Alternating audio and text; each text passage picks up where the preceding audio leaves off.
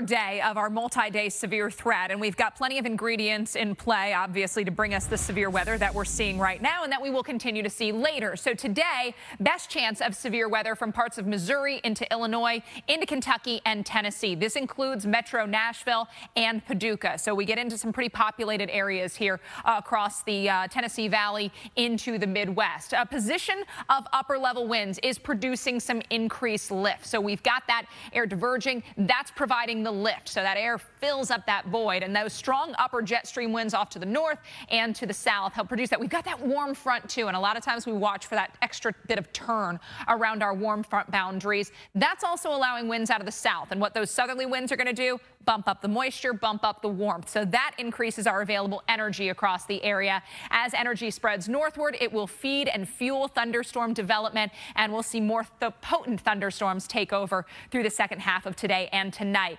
Increasing winds aloft with speed will also be turning with height. So that change in direction with height, of course, wind shear, change in wind speed or direction with height is what allows for storms to rotate, those tornadoes. So tornado threat increasing this afternoon across sections of Missouri and Illinois. And again, why we've already got one region under that tornado watch. Could see more with torcons as high as a 5 today. We've got a 5 for Springfield, 5 for Paducah, and a 5 for Nashville. A lot of 3 out there. Huntsville, Alabama, Little Rock down towards Dallas. And as far east as Asheville, North Carolina, where we've got some thunderstorms off to your north, torcon is 2. So an isolated risk of a tornado into the mountains of western North Carolina. I know you go, I'm in the mountains, the chances are slim.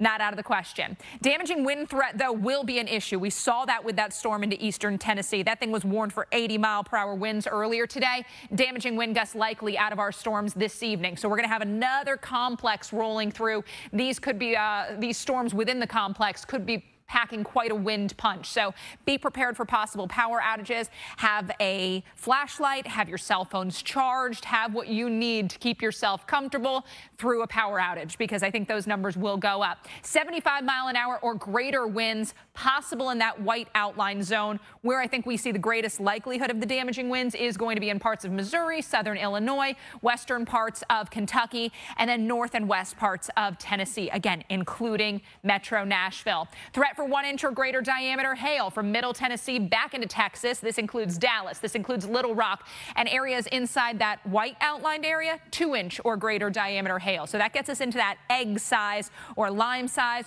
or larger. So that's the really kind of damaging hail that's going to make a mess of your roof or your vehicle.